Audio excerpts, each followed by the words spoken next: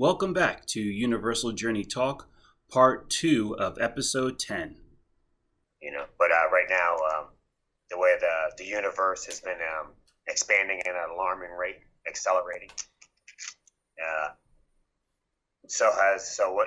Looking at the universe, if it's like God's mind, when God expands, everything else expands. We expand, humans, cats, dogs, bacteria, angels, demons, everything. So it's a good thing. It represents evolving. And when we look at that, there's more souls, more twins coming, incarnating on this planet, and it's raising the vibration of the planet, and that's always a good thing. And so we have a lot of good things we have a bright future ahead. And between this twin and the other star seeds, and it goes on, and aliens. But So just kind of, I'm kind of thinking about this, and I think you told me like some time ago, because remember I was trying to say like, okay, look, I think, the twin flame thing makes sense. But I was trying to see more like what was the divine depth or purpose of what that connection means. And I was like, I was trying to talk to you about this, and I don't know if you kind of remember. It was a long time ago, but basically it was kind of like by the two of you realizing your connection, and kind of like how what like your destiny, I don't know if you want to call it, what purpose, whatever that is. It was that the two of you had like a purpose, like something. Your connection was for a purpose of what you were supposed to do, as far as goes. And once again, I get a lot of terminologies wrong and stuff on how to, I guess, like bring higher consciousness or release people from, the bondage of, whatever spiritual bondage or whatever this, these things were. Like, in other words, things in connection with the universe and whatnot. I don't know if you remember kind of like a lot of the things that you were saying, but like if you can kind of like explain. So I can't think. It's always like that. You know what I mean? Like from a spiritual point, basically, we're healing ourselves, and we're all teachers and healers. And the spiritual side to that is it's always healing yourself and healing others. Because if you look at it this way, if you believe that we're all come from God, or our spirit, our soul, or our spirit, that Holy Spirit energy, a source, source, source, whatever you want to call it, right? But that infinite, eternal energy, that resides within us. Right. That's how we're alive is eminent. Where does that energy even come from? Where does that battery come from? But I mean, basically, I guess what I was trying to remember is like, I mean, I think, were you even kind of mentioning to me almost kind of like there are like the powers that be, whether they are earthly or even like beyond this, talking like possibly alien or possibly whatever that is, higher. Light beings or maybe beings of dark or whatever and stuff that are essentially doing things to kind of like control, our potential as humans to be. They're trying to limit ourselves to be to limit our ability to become greater. And right.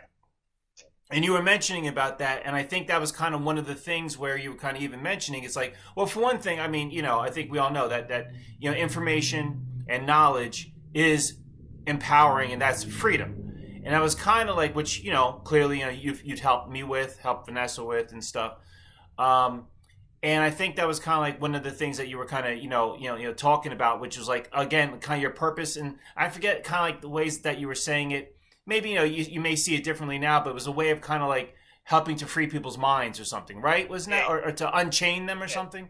Yeah, that's basically like any usually that's the spiritual practice, to break those chains, like you said, release yourself, free yourself from bondage, freedom, and that's really what that connection is, you know what I mean? I'm not saying that that's the only connection, you know what I mean? Just it's all a spiritual process. So we, especially in a soulmate relationship, that's why like yeah, there's an importance to be in a soulmate relationship because remember it's divine, so it's only benefiting. That's why like when you go through this, it's like a roller coaster. You go through your challenges because it's like a runner chaser fate. You know what I mean? And that's why most people that are twins and if that are in relations, in their relationships, it's a lot of healing and challenges and to so you can evolve and out, and it accelerates the process, Right. I think that definitely from and raise the vibration. Raise your high. It's to so you can evolve closer to 5D conscious. If you really want to look at it like just basically that's basically the purpose. And okay. with that is a soul. That's the sole purpose. Because when you're in 5D, as a healer and a teacher, you'd be more effective.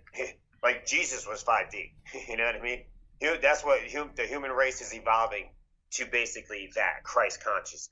You know what I mean? That's why you have all these star seeds and twins and many high vibrational beings or light workers that come to this planet to heal it in its totality and us and everything on it and this it goes into transmutes into many other things as well, but it's all ultimately beneficial.